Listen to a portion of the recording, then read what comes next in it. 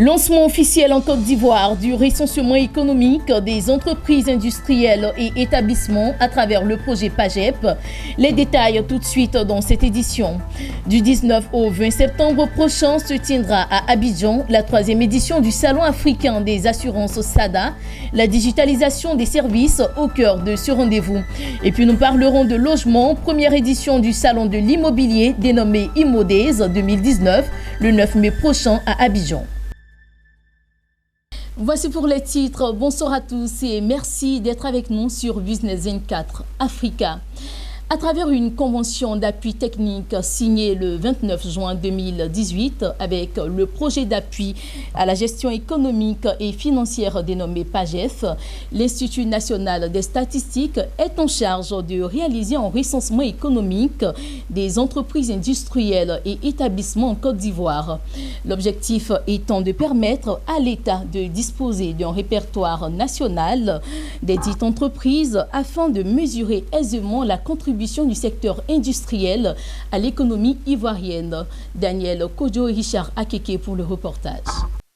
L'auditorium de la primature a abrité le lancement officiel du recensement économique des entreprises industrielles et établissements de Côte d'Ivoire. Nguessan Dofou, directeur général de l'Institut national de la statistique INS, qui a en charge cette opération de recensement, a annoncé que pour son succès, des agents recenseurs et chefs d'équipe seront déployés sur le terrain. Ce recensement permettra à l'INS d'alimenter en données structurelles les travaux de changement d'année de base des comptes nationaux annuels en cours de réalisation. Les objectifs visés par le REI sont d'améliorer le répertoire national des entreprises existantes, de géoréférencer les entreprises industrielles sur toute l'étendue du territoire national, de connaître la démographie des entreprises industrielles et de fournir des données économiques et financières pour l'amélioration des plans et stratégies de développement industriel. Environ 14 milliards de francs CFA, c'est le montant financé par la Banque africaine de développement pour la réalisation de ce projet d'appui institutionnel qui vise à soutenir la mise en œuvre du schéma directeur de réforme des finances publiques et le suivi-évaluation du plan national de développement 2016-2020. Une opération saluée par Ngala Diobamba, coordonnateur du projet d'appui à la gestion économique et financière PAGEF. Pour Niale Kaba, ministre en charge du plan et du développement, ce recensement permettra à la Côte d'Ivoire d'établir la cartographie des entreprises et de disposer d'une base de données fiable pour bâtir le tissu industriel. Toutefois, elle invite les chefs d'entreprise industrielles à bien accueillir les agents recenseurs. Les prochaines phases à partir d'aujourd'hui, la sensibilisation et le recensement proprement dit. Les agents de l'INS sillonneront donc l'ensemble du territoire national pour collecter les données auprès des entreprises industrielles, tant du secteur formel qu'informel. Je voudrais particulièrement inviter tous les chefs d'entreprises industrielles et leurs établissements des secteurs formels et informels à bien vouloir réserver un bon accueil aux agents recenseurs de l'Institut national de la statistique. Le recensement débute le 2 mai 2019 sur toute l'étendue du territoire national. À travers une convention d'appui technique signée en juin 2018 entre le PAGEF et l'INS, il a été confié à l'INS la réalisation de ce recensement économique des entreprises industrielles et établissements de Côte d'Ivoire. Il s'est tenu à la maison de l'entreprise d'Abidjan Plateau une rencontre entre la Confédération générale des entreprises de Côte d'Ivoire et la Commission nationale du mécanisme africain d'évaluation des pairs. Une rencontre dont l'objet principal était d'outiller les acteurs du secteur privé sur les outils de planification et de mise en œuvre du PNG. On reste avec Daniel Kodjo. En Côte d'Ivoire, l'implication du secteur privé dans l'élaboration de la politique nationale de gouvernance PNG était au centre de la rencontre d'échange entre la CGECI et la Commission nationale du mécanisme africain d'évaluation par les pairs, CNMAEP.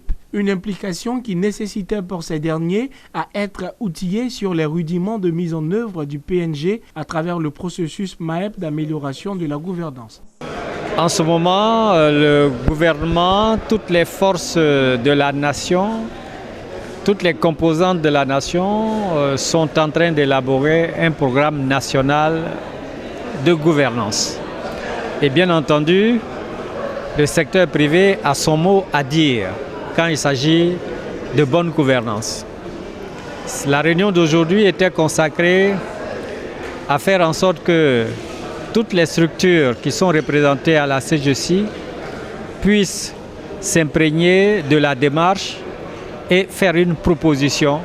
Le processus de concertation et d'implication des différents acteurs du secteur privé devrait aboutir à la formulation d'une feuille de route. Celle-ci contiendrait les attentes du secteur privé concernant l'élaboration du PNGU. Le processus en question a été présenté par Esther Koulibaly, directrice de la coopération à la Haute Autorité pour la bonne gouvernance.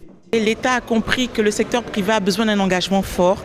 Et donc nous, Haute Autorité pour la bonne gouvernance et aussi le CNMAEP, à travers ce processus inclusif donc de plan national pour la bonne gouvernance, nous voulons associer toutes ces forces vives du secteur privé et pour essayer quand même de trouver quelque chose de fort, de trouver un instrument fort pour impulser la bonne gouvernance en Côte d'Ivoire. Le processus a commencé par une auto-évaluation de l'état de la gouvernance en Côte d'Ivoire. Toutes les parties prenantes, c'est-à-dire toutes les couches sociales et socio-professionnelles de la société ivoirienne, ont participé à cette auto-évaluation.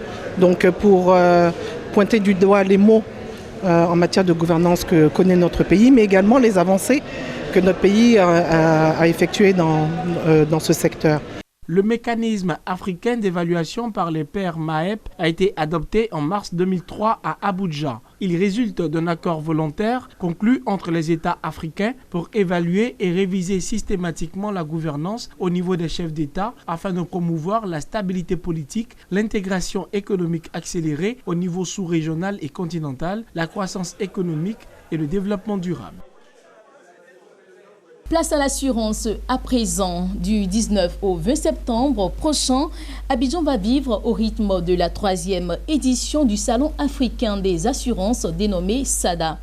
La digitalisation des services au profit des populations, tel est le thème retenu pour cette édition. Le reportage de Lino Gilbert, commenté par Nadia Eunons.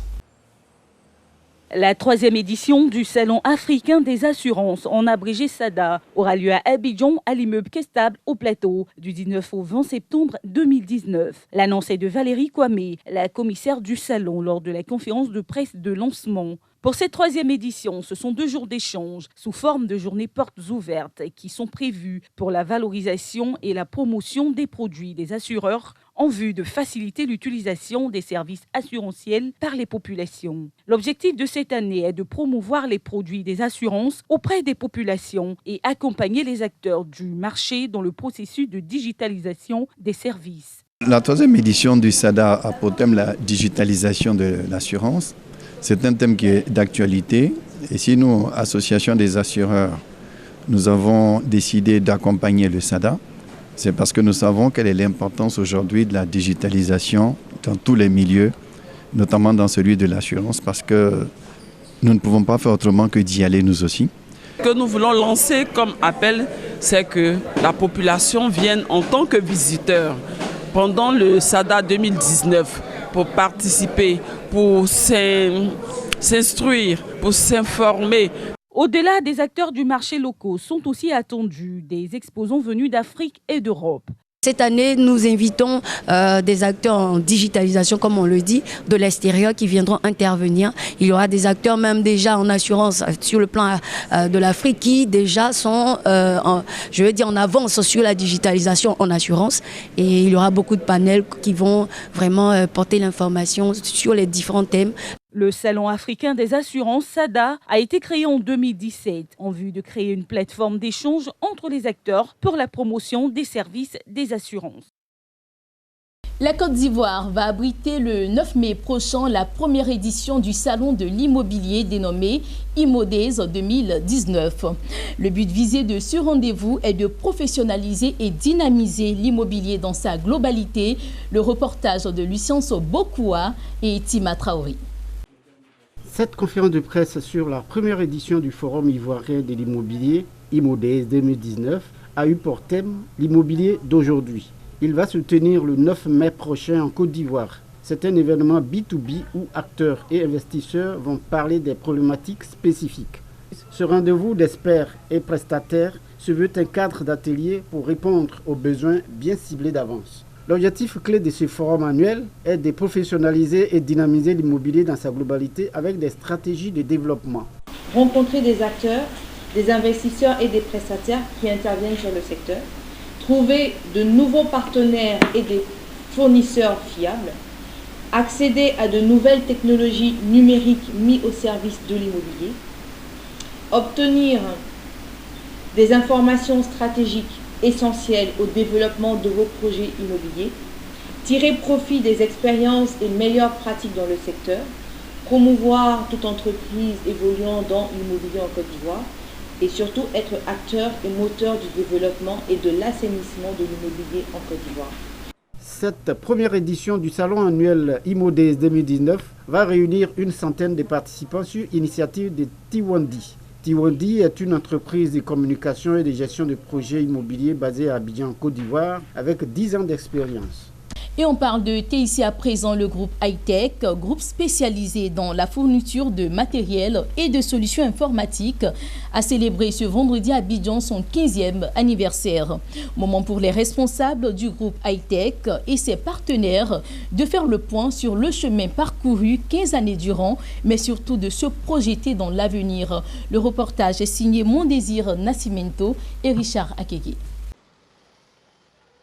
Abidjan Marcory, la rue Thomas Edison grouillant de monde. Pour cause, le groupe Hightech, groupe spécialisé dans la fourniture de matériel et solutions informatiques, célèbre ses 15 ans d'existence. Un anniversaire qui marque le début d'une ère nouvelle avec comme priorité doter l'Afrique d'infrastructures d'informatique innovantes. Okay, c'est l'équipe qui exécute, c'est l'équipe qui est extraordinaire. Okay? Et si vous vous baladez, vous trouverez en fait une équipe soudée qui a des valeurs de responsabilité, des valeurs d'intégrité, des valeurs de positivité, des valeurs d'innovation.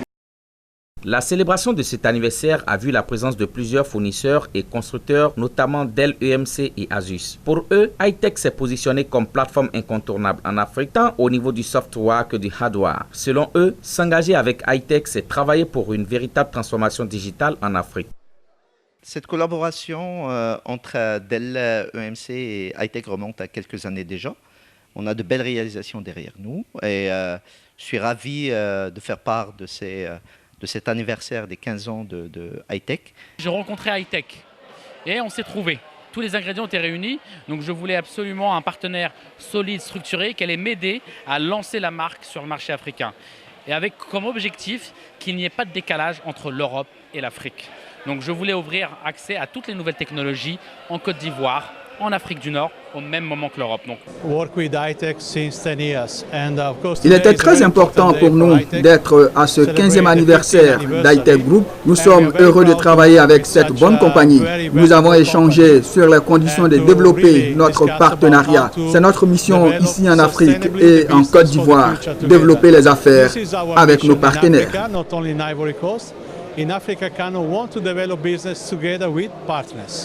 Des séances de formation, de présentation d'innovation ont aussi meublé la célébration des 15 années d'existence du groupe Hightech. Créé en 2004, le groupe Hightech s'est donné comme mission de doter les entreprises africaines d'infrastructures digitales capables de booster leurs performances. Une page de santé à présent dans cette édition. La journée mondiale de lutte contre le paludisme s'est déroulée à Abidjan. Zéro palu, je m'engage, c'est le thème retenu pour cette année. L'objectif de cette journée est de mobiliser les populations à s'impliquer activement dans le combat pour éradiquer cette maladie.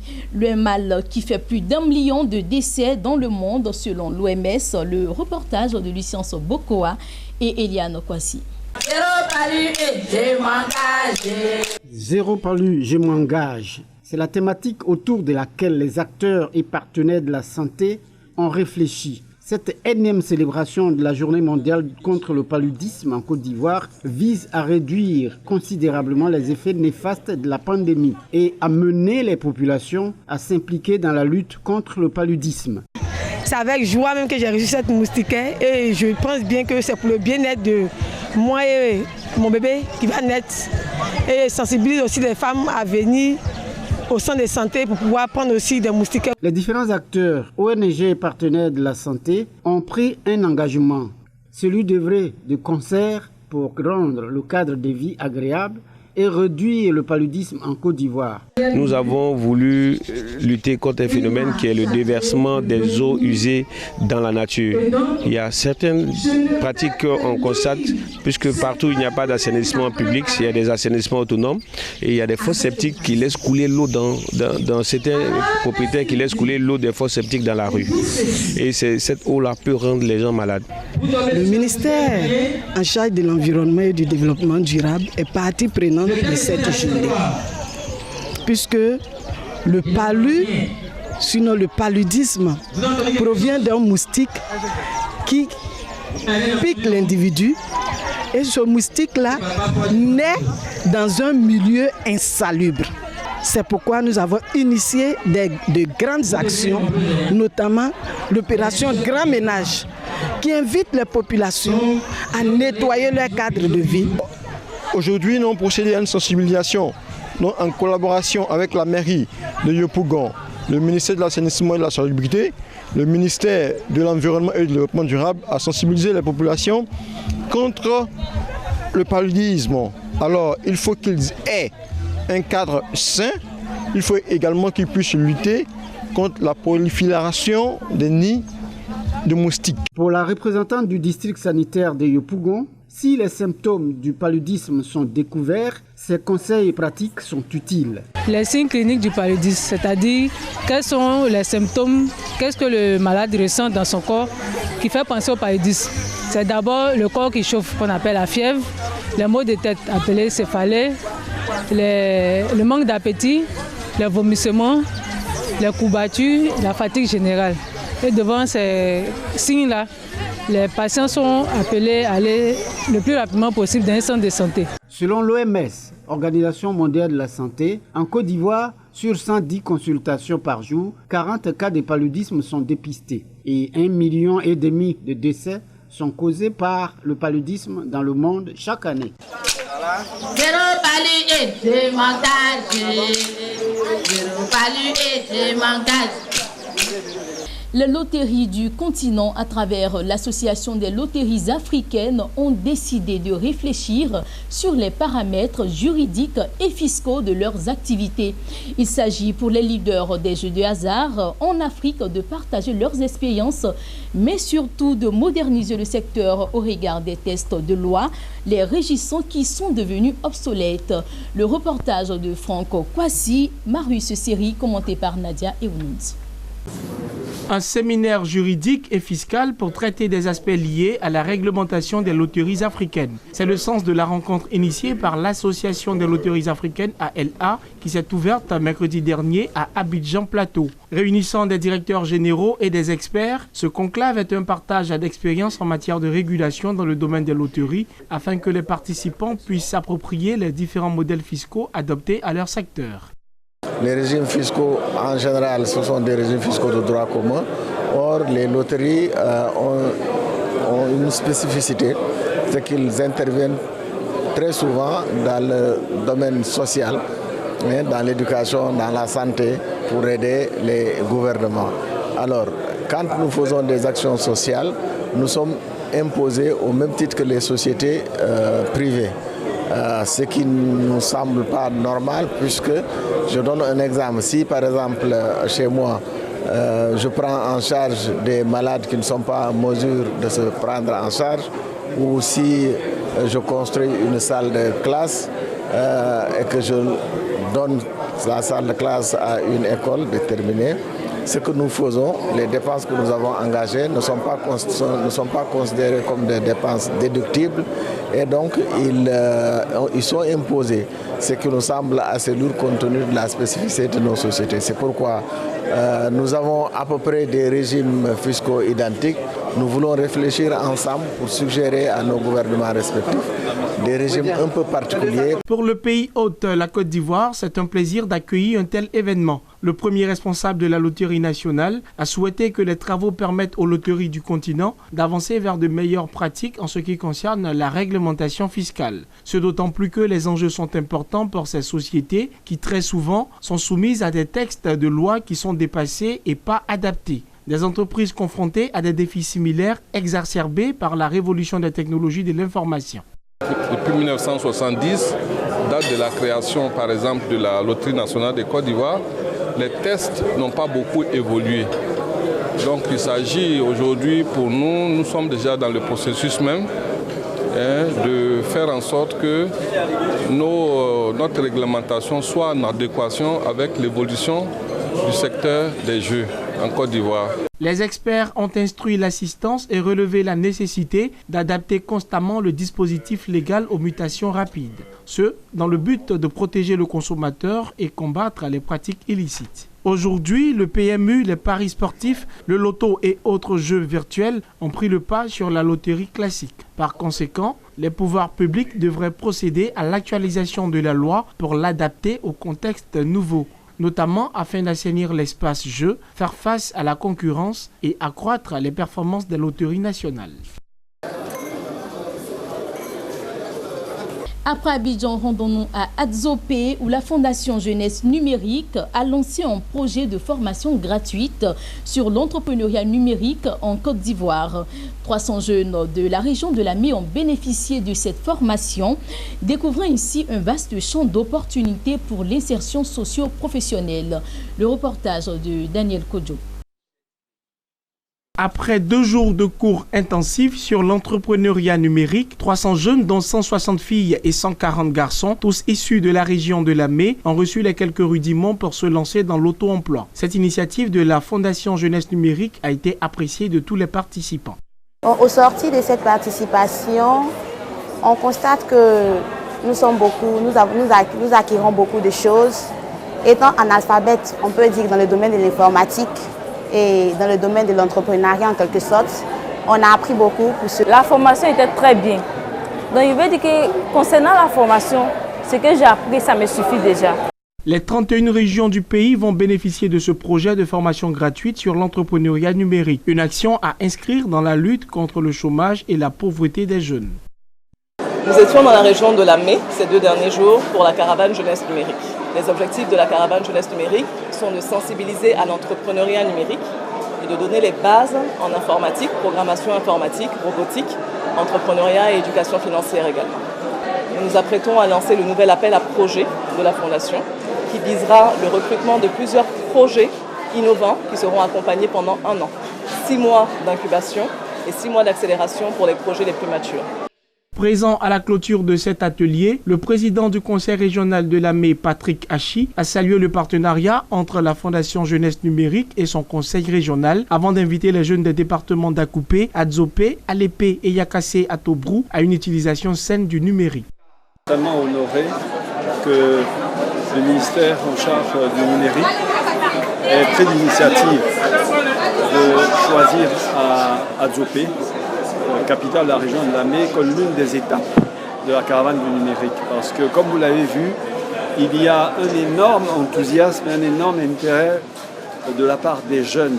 La caravane du numérique, initiée par la Fondation Jeunesse Numérique, veut initier 10 000 jeunes d'Ivoiriens et Ivoiriennes à l'entrepreneuriat numérique. Cela dans le but de faire de la Côte d'Ivoire une référence africaine en matière du numérique.